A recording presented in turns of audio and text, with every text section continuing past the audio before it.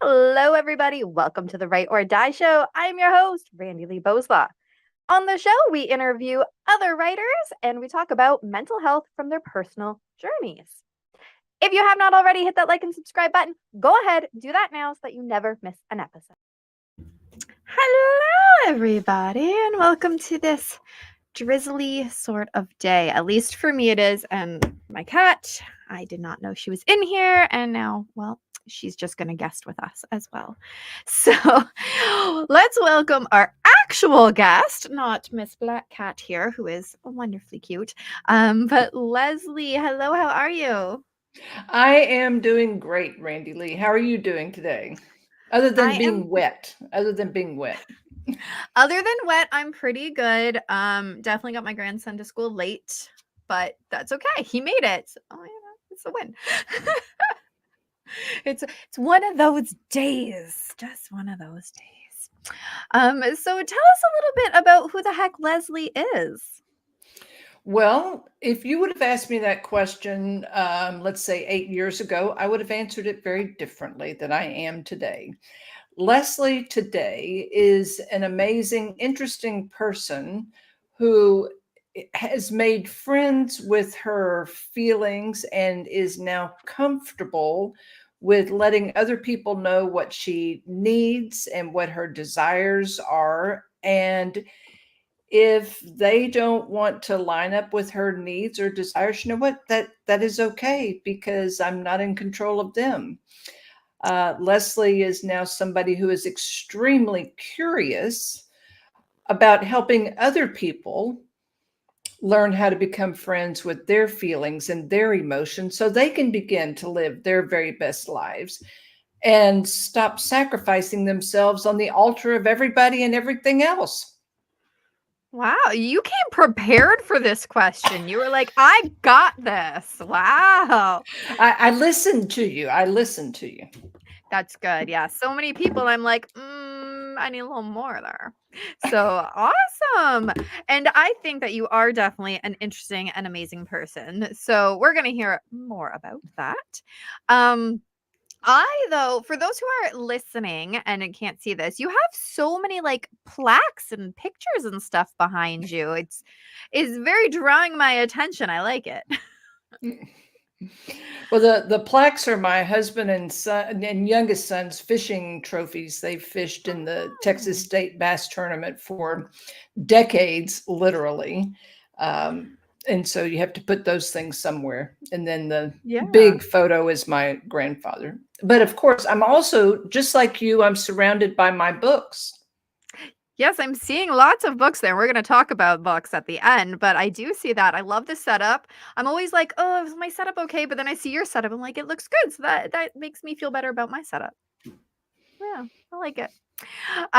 So tell us a little bit. Well, I know when I read your screening questions, um, kind of similar here. The whole dealing with depression for a lot of your life and stuff. So, want to take us on back, take us on a journey.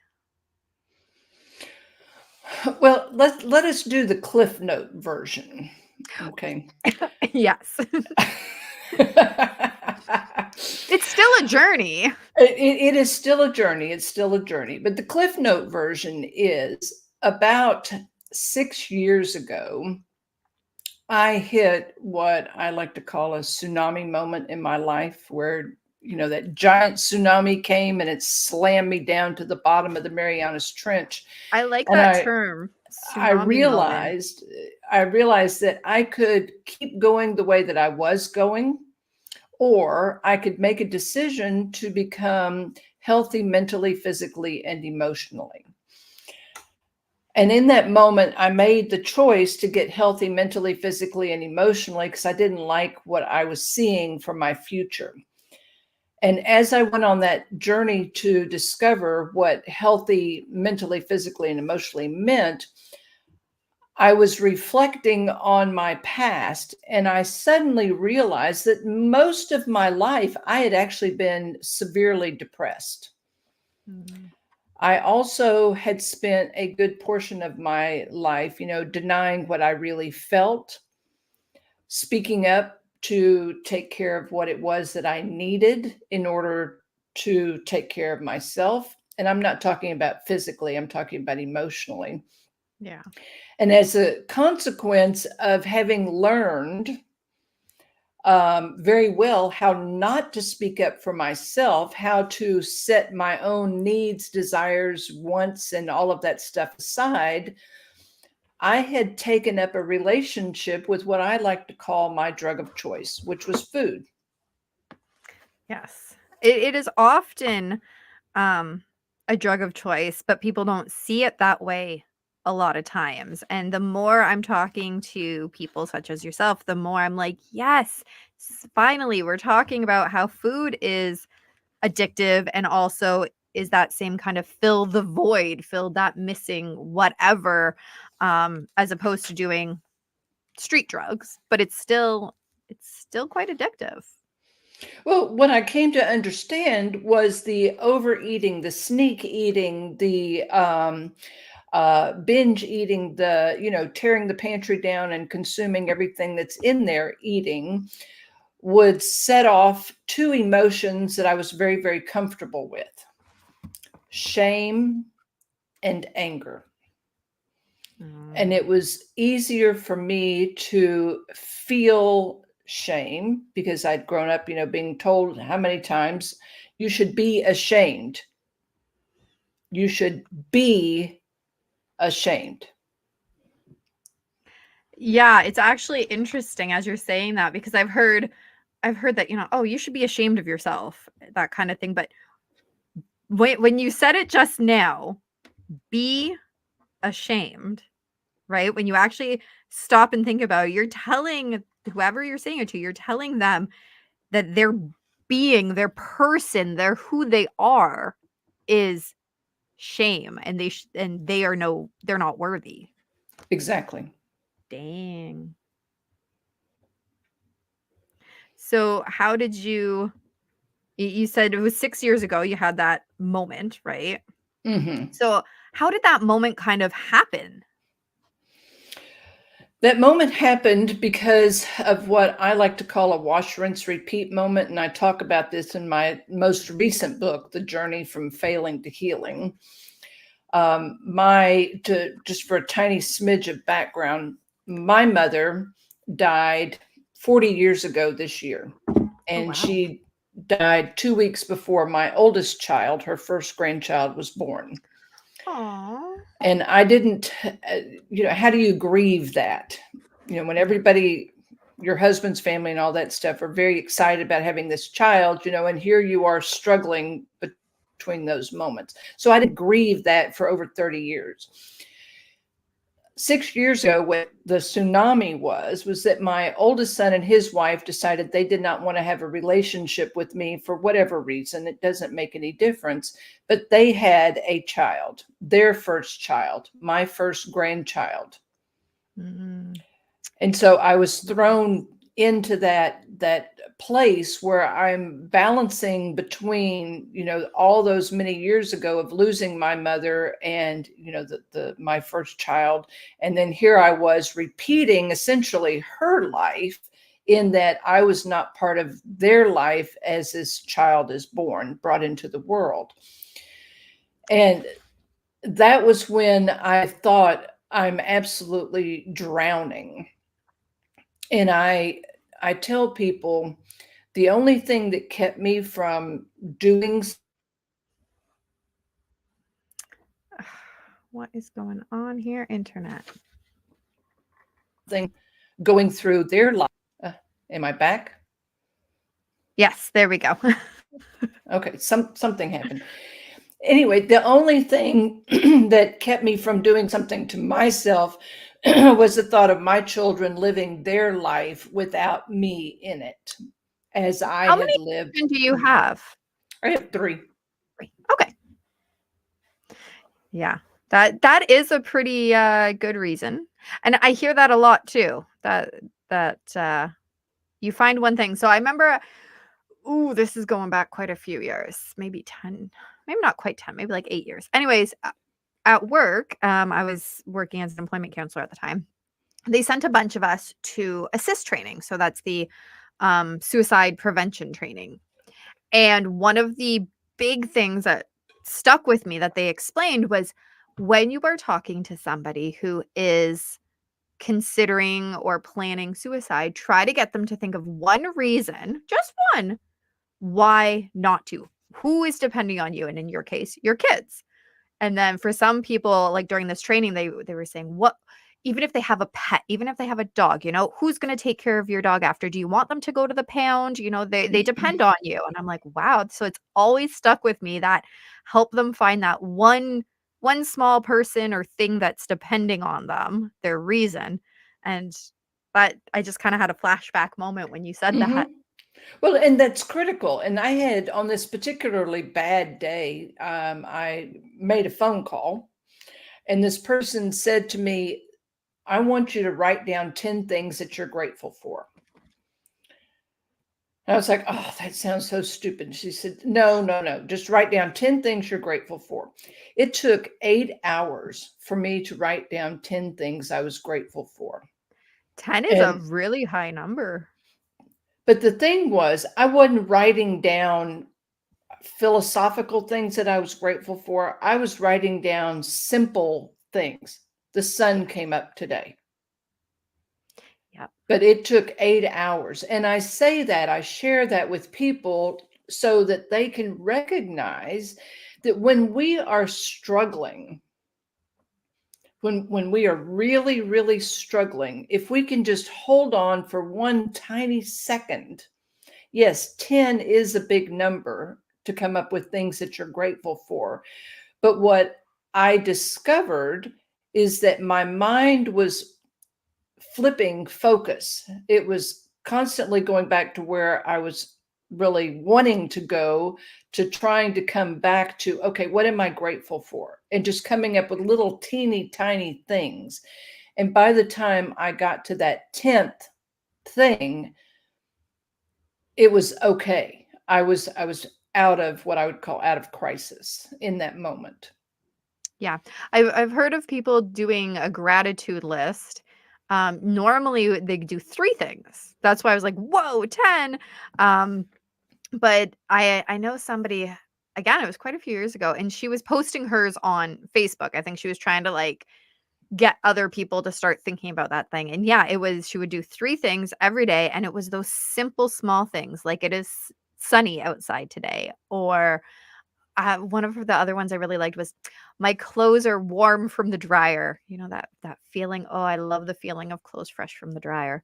Um, and those are the small things that really make life awesome, is all those little tiny things.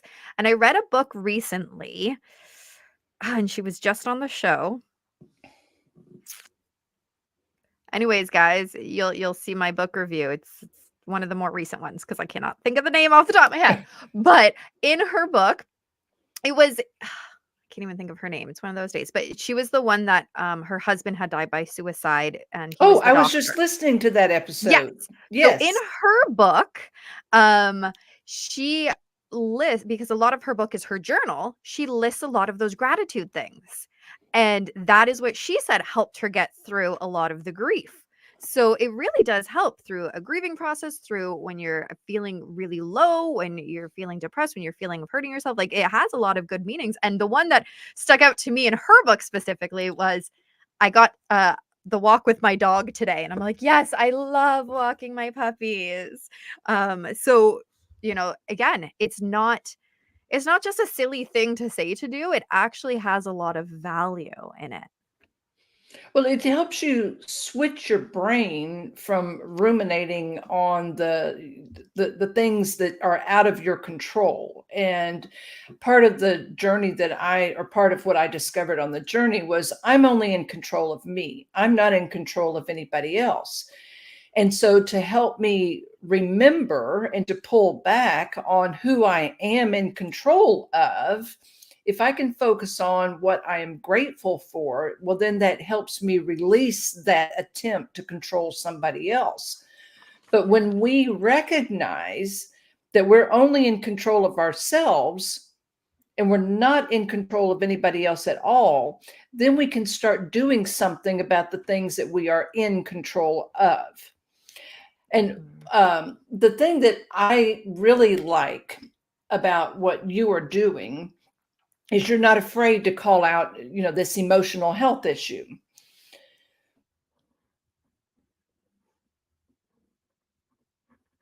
Oh, she froze for a sec.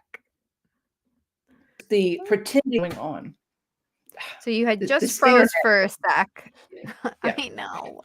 this internet thing, Right? insane. There we go. And I have nothing else open because StreamYard does that. Right. Anyway, you speak openly about mental health, emotional health, and all that. And what I believe is so important about that is when we accept that we are only in control of us, when I accepted I was only in control of me, then I started looking at what did I need to do in order to take care of me mentally and emotionally. Yes. And part of what I needed to do to take care of me mentally and emotionally was to start having written conversations with myself. Oh, okay. That's interesting. And the benefit of that is, how many times have you shared with someone how you were feeling and they look at you and their response was, you shouldn't be feeling that way? Mm-hmm. Actually, we just read a book last night. So my grandson, he is 4. They had a book fair at school. He bought a couple books, but the one that stuck out, and it's on this topic, and I think it's a great book for kids of his age. I don't know who wrote it because I didn't really pay attention to that, but it was called The Grumpy Monkey. Mm. And in this book, Jim Pansy, that was his name. Thought it was so funny. My grandson told me his name was Butt, and so he changed it. But so Jim Pansy was very grumpy, and he woke up in the morning and nothing was okay with the day. And his friends throughout it, and it's all like very simple, small sentences because for little kids, but they're like, Jim, why are you grumpy? It's a beautiful day. He'd meet the next friend. Jim, why are you grumpy? It's a beautiful day. And he kept saying, I'm not grumpy. I'm not grumpy. And it was like, put a smile on. You look grumpy. So he put a smile on. Didn't make him feel better. Another person was like, well, let's dance. Let's do this. Like trying to give him, let's do. And at the end of the book, though, he meets that first friend again who had porcupine quills in his butt from dancing with a porcupine. And he goes, oh no, are you okay? He goes, no, but I will be. And then Jim goes something like, and he asks, are you still grumpy? He goes, yeah, but I think I will be okay later too. Right. So it's that understanding your feelings, and nobody else could control what Jim was feeling. And Jim was just being grumpy, not because he wanted to be grumpy, but we all have those days where we wake up. And in our cases, it's depression. We usually don't say we're grumpy, we're depressed. And maybe that's how he felt, but it's a book for 4-year-olds. And so he was grumpy. And I loved the message at the end of the book that, yeah, I'm grumpy right now, but I'll be okay. Because he was understanding by the end of the book with his friends trying to be there for him, and then him going, oh, I have friends that want to be there for me. That it's okay. Sometimes we're not going to be 100%. Sometimes we're just going to be grumpy, and that's okay in this moment. But, and I don't like that word, how much more powerful do you think that book might have been instead of them saying, let's dance, it's sunny, and all that kind of stuff? Somebody were to ask, what is going on that you are feeling grumpy?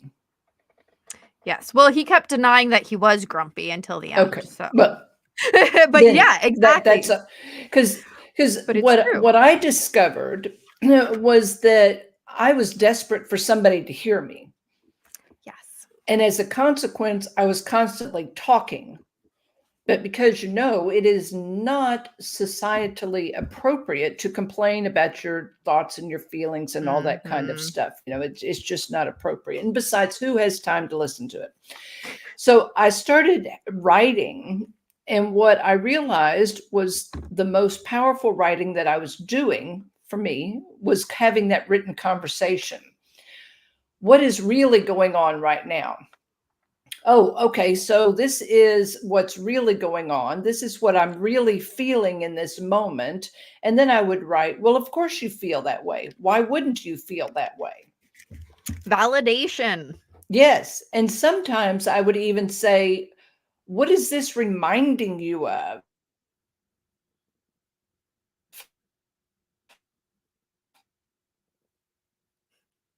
How appropriate to the situation? When was the last time you felt this way? And start really exploring what was really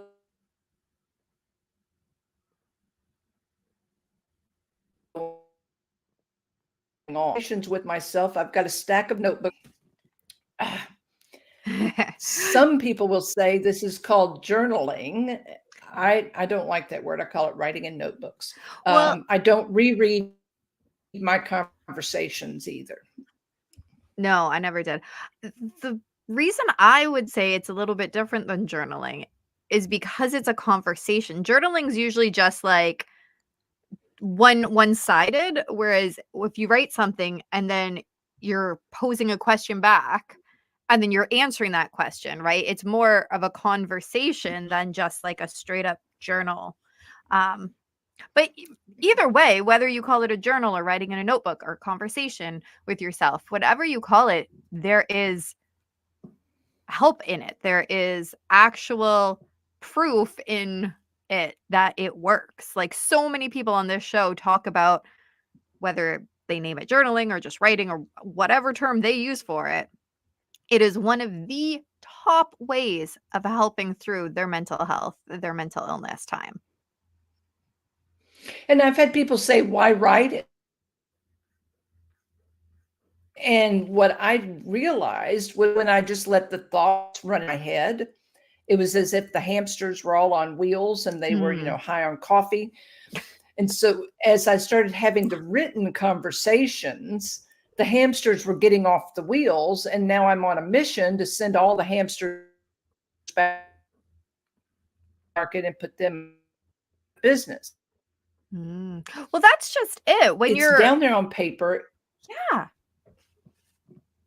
Oh, continue. You had froze for a sec. Continue. Uh, when it's down there on Ah, paper, and you then froze the again. Go back to down conversation there on paper. when it's down there on paper, the conversation has a beginning and an end. Yes. And I can't tell you how much easier it is for me to leave the subject right there. And I don't Yes. wander off and say, oh, I could have done, I should have done, I would have done, all that coulda, woulda, shoulda. That's not helpful at all. Right? Exactly. Yeah, there's actually been like research studies done on the effectiveness of journaling. I know I had to look it up for my one book that I wrote, and don't ask me now because it was a few years ago. But go read the book and then you'll see what I'm saying. But there's actual proven evidence through research, through their trial and error scientific approach, whatever, that it works. I like the whole I've talked to nearly 200 people and it's one of the top things that people say it works. That's, to me, that's proof that multiple people from across the world are all in agreement that writing it down works, because just like you said, you're getting it out of your brain onto the paper.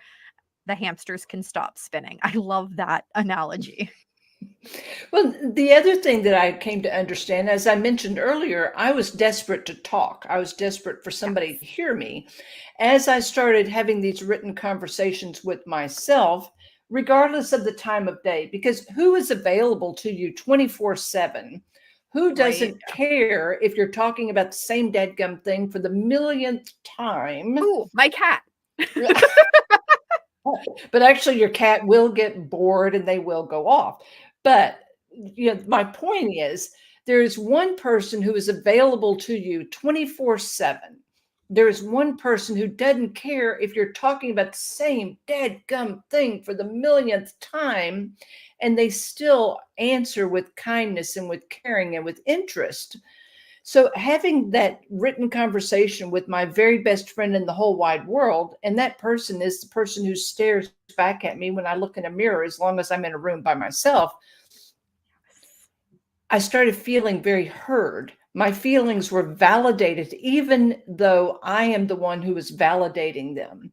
And I say to people, if you were to give somebody else a script, a detailed script, including eye movement, body language, tone of voice, the whole thing, and they were to say to you exactly what you needed or wanted to hear, you would be disappointed because you would be questioning their motive. You would be questioning their sincerity. But when you are interested and curious in having those conversations with yourself, none of that enters the picture. Not to mention, you don't get the eye roll with, oh my gosh, here we go again. How many times are we going to be talking about this? Or you get that lovely friend, I've got a couple of these, the one-uppers. You Oh, think that's bad. Let me tell you about. yeah, I know a few of those people, and they are the worst to talk to when you are trying to just get something out. Like, never if here is a bit of advice, and we don't give advice on the show, we just give experience, but here's some advice, I'm doing it anyways 'cause it's my show. Um, don't be that person. When someone is talking to you and they're just having a rough day or a rough experience and they are sharing it with you, don't one up them with, "Yeah, well, you know what happened to me?" No. Now, if you're having a conversation, you're both like, "Oh, man, yeah, I got my car broke down one time too," and you're just sharing experiences. Cool. But don't, "Oh, that's nothing compared to what I did." Ugh. No. No, no, no, no. No. Don't be that person. No, no, no. So, one other thing that I wanted to make sure to ask you was going back to the very beginning of our chat here. You had said that food was your choice of drug. Can you tell us a little bit more about that and how you um figured it out and how you kind of maybe I don't trying to think of the right word, but every word that's popping into my head, I just don't like that choice of word. But how you dealt with it. I just don't like that choice of words, but I think you know what I'm trying to say. Well, as I said earlier, I went on this journey to get healthy mentally, physically, and Yes. emotionally. And part of the physical was to lose weight. And I thought that was going to be the hardest part. That turned out to be the easiest part because of the mental and emotional pieces. But I was tracking what I was eating. And one day I wrote down that I'd eaten all these Oreo cookies, I'd eaten all these chips, I'd eaten, I was being honest with what I was eating. That's huge. And as I'm writing this down, the thought just wandered into my head. And the thought was, what was really going on when you were eating all of this food that you had not planned to eat? And I was like, what was really going on? And then I recognized in that moment, I don't specifically remember what was going on, but I recognized in that moment something else was going on that I was trying not to deal with. I was Okay. feeling something that I was trying not to deal with, or I was feeling something that nobody else was acknowledging. And I was trying not to acknowledge it because, generationally, culturally, Yeah. et cetera, et cetera, et cetera, we're You taught. just don't. Yeah. And that was a giant aha moment. So then the next time it happened, I was like, okay, so what is really going on in this moment that this is what you are choosing to do? And it's a choice. And there are only three kinds of choices: good choices, great choices, not so good choices. No such thing as a bad choice. Also, we don't cheat. You can only cheat three ways: on taxes, your significant other, or a test. Okay, it's a choice. So I started getting really curious about why I was doing that. And then I started recognizing I had to learn the names of emotions. And I talk about this to learn the names of emotions. And I talk about this in You Can't Eat Love, that I didn't know the names of emotions. I mean, I knew them, but I couldn't name them for Me myself. too. Oh, I have talked about that before. My therapist had to help me identify and name emotions, and it is something we take for granted, that we can just do it, but it is so much harder than you actually think it is. Well, it's, for example, if you've never seen a rainbow and or you've never seen colors, and somebody tells you that the colors of the rainbow are red, orange, yellow, blue, indigo, violet, and you've never seen those colors, you can't envision them. Yes. So you may know the names of emotions, but if you have never been given the ability to put a tag, a label to your specific emotion, it takes time to understand what you are Yes. feeling. And so that was what I started uncovering. I started uncovering the layers of what I was feeling outside of anger and sadness and shame. Yes. And that was part of the writing, having this written conversation with myself was helping me peel the onion, as people like to say. Not one of my Yes. favorite expressions, but started helping me, peel the onion. What was really made up of anger? What was this anger really made up of? Because anger was my default. Okay. And I talk about it in You Can't Eat Love for those people who said they will never use algebra. When you try and figure out your emotions, you're going to have to use algebra, because oftentimes, especially with anger and sadness, it's made up of more than just one thing. Yeah. And there is a scale of things too. When you're angry, is it just like annoyed or is it pissed off? Is it Mount Vesuvius erupting all over the place, annoyed? Exactly. There is a range within that emotion too. It's Yeah. not just one thing. Um, which again, we take for granted that is just something that you know. But I do not take that for granted anymore. Well, and the other thing that I came to understand is I need to be honest with myself about what I am really feeling, even if I were to say to someone, this is what I'm really feeling, and they were to look at me in, horror and all of this stuff and tell me I shouldn't be feeling that way. Mm, I need to be honest with myself, because lying to myself is what got me there in the first place. And so I point out to people, a couple of years ago, there was a situation going on, and I was sitting there and I was writing and having this conversation. And I actually wrote this: why are you lying to yourself? Why aren't you being honest about what you really feel in this moment? And I had to sit there and think about this. And I went ahead and started writing. I am so angry right now that I wish this person would hurry up and die. Now, I Oh, know that sounds horrible to say it out loud, I but think we've all in had those that thoughts. moment, yes, in that moment, that was what I was feeling. And I was so busy stuffing it down that it was causing internal issues for me. The pantry was calling, the refrigerator was calling, all of these things were calling. But as soon as I got those feelings out, as soon as I stopped lying and denying and got honest with myself, it released, it subsided, and I was able to move forward. Mm. Yeah, that's huge. Felt. Honesty is huge. Yeah. Yeah. I like that, "Stop lying and denying," because it rhymes. I like things that rhyme. Ah, I'm trying to take a note, my pen died. Oh, no. It's like one of my big I have lots more, but that is one of my biggest pet peeves is when a pen dies and instead of throwing it out, they put it away.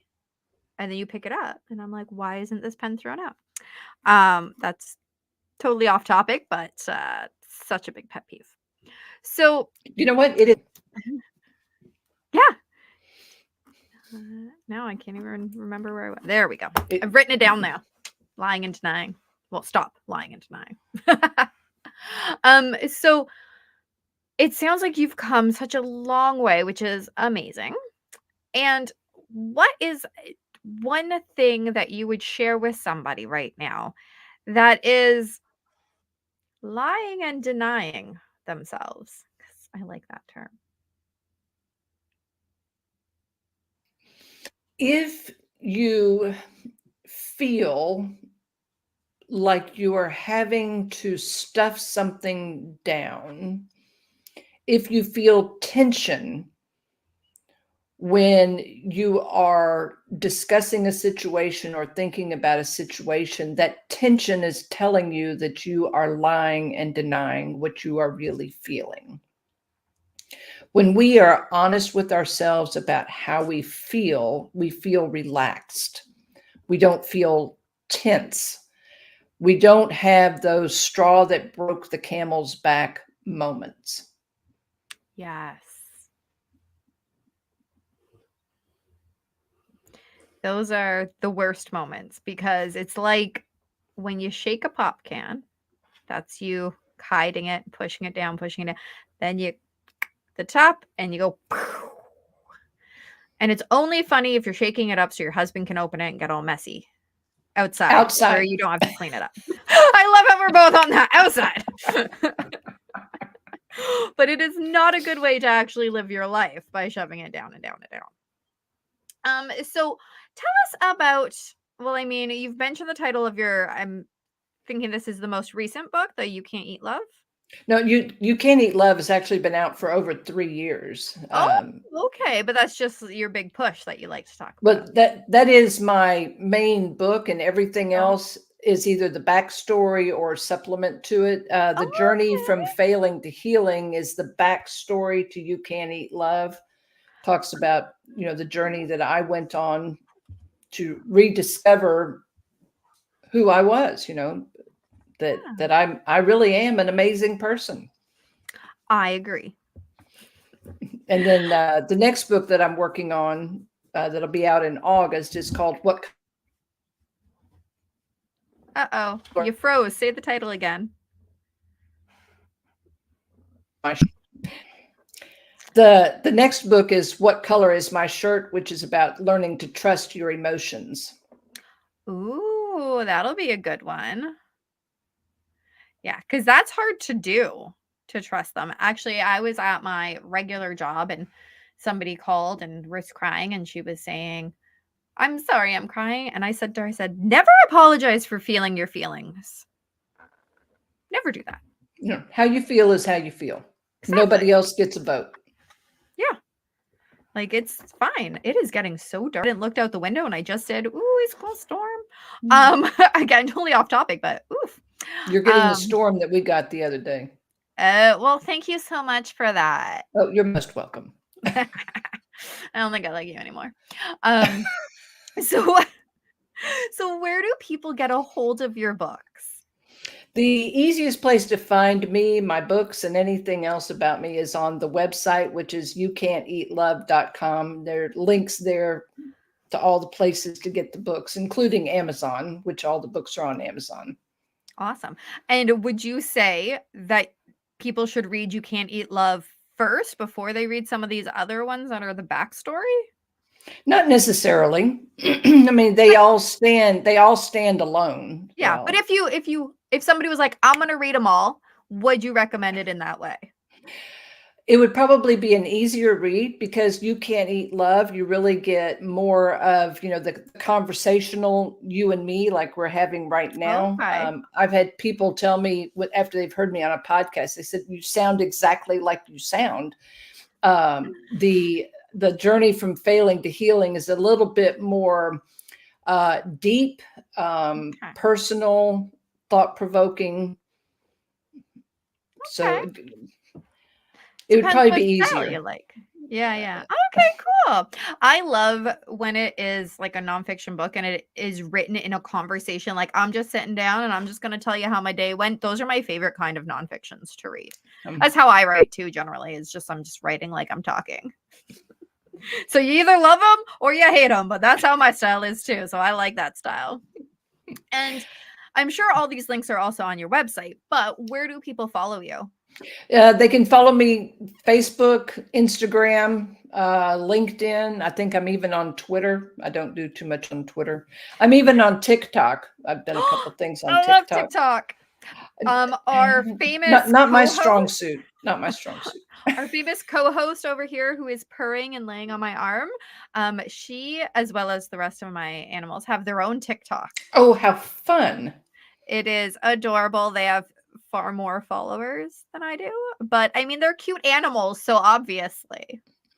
Well, maybe that's where I need to go with the my book Zombie Siege, which is about yeah. Tell me about this. What? Well, you know, when the pandemic hit and we couldn't go anywhere or do anything, I started taking pictures of the 3 dogs and I would post them. And because this is how insane I am, I made up this backstory that we were under zombie siege, you know, and the dogs were saving the world and all this kind of stuff. So somebody said you should turn it into a book. So I took my 30 days of posts that I did on Facebook and turned it into a book called Zombie Siege. I love it. Does it have the pictures in the book? Oh, yes. Yes. All the pictures are in the book. All the pictures are in the book. And it's written in a military style. So it's after action reports. Oh, that's And so cool. they have coffee stains, you know, from somebody setting their coffee cup on the pages. Oh, that's cool. And then at the very, very end, you see a dog with a puppy. You know, this puppy has found these pages that were hidden away somewhere because the queen, the princess, and the prince saved the world. The subtitle is How a Queen, a Princess, and a Prince Saved the World. So I love that. Oh my gosh, that is awesome. So, okay. Now I'm like, who cares about nonfiction books? Let's read about puppies, but not in a mean way, just because puppies. and why are you only mentioning now that you have puppies? Well, I don't know. And what kind of usually puppies are people are not interested in the dog. Yeah. Oh, I am most interested in them. Yeah. I don't care about the rest. The rest is boring. Give me the animals. So what kind of dogs are they? Let's see, I've got 2 grand dogs here and 1 dog. My one grand dog is a white lab, that's River. And then the other grand dog is a what is he? He's some kind of beagle. Anyway, he's that's Charlie. Charlie. And then my dog is a Labradoodle who was supposed to be about 35 pounds, but she's over 60 pounds and can put her feet on my shoulders. And her name is Zone. That's hilarious. Yeah, we got a puppy. Well, we have 3 dogs, but we got a puppy 2 years ago. And both my husband and my kid were like, we want a dog that's going to get big. And I said, yeah, okay, I know. We want a big dog. We were going to adopt a Mastiff. Oh my gosh. But they were that one was very much cat aggressive. So we're like, oh, nope, that's no good. So it just turned out that this puppy, the puppy's mom came from Winnipeg, I think. So I'm in Canada, right, guys? Right. So came from Winnipeg over to me here in Ontario. And just after the mom had got here, she had given birth to her puppies. Well, only 1 puppy survived. Oh. Was born on my kid's birthday. So on his 15th birthday, the puppy was born. And I'm like, well, it's kismet, right? Like you share a birthday. We have to. And so the adoption agency sent us the picture. And I'm like, oh my gosh, you're so cute. And my husband's like, no, not a puppy. Because we weren't planning on getting a puppy. We're getting, 6 months or older. I'm like, but look, and he's so cute. And he's a shepherd. And we're like, okay. And we knew he was going to be a big dog, but he is a big dog. He is like over 90 pounds now. Thinks he's a lap dog, which I don't mind, but oh my goodness, when you get a puppy and they're so tiny and then they grow and they're ginormous, but they don't realize they're ginormous. I love it. I should make a podcast out of just talking about animals one day. Maybe I will. So anyways, is there any last words that you would like to leave our listeners with? Probably related to our topic, but if it's about puppies, that's fine too. Well, I would like to leave them with what I usually leave people with because I think it's important, and that is to tell all of you listening right now, you are enough, just exactly as you are. And if you don't believe it, I will believe it for you until you are able to believe it for yourself. Oh, that's gorgeous. I'm not going to finish with anything else because that's gorgeous. As Thank always, thank you so much for the amazing guests that we have on the show. Be sure to check out their links down in the description below. If you want to support the channel, go ahead and check out our merch store. We've got some very cool things on there. That's my favorite. Sorry, I'm busy ending the stigma. But there's some other very cool designs. 10% of the proceeds always goes back to the Canadian Mental Health Association. Be sure to follow us on Facebook at RB Media because we have some great new shows coming up and you never want to miss any of those episodes. And remember, the only way to end the stigma of mental health is to speak openly and honestly. Bye.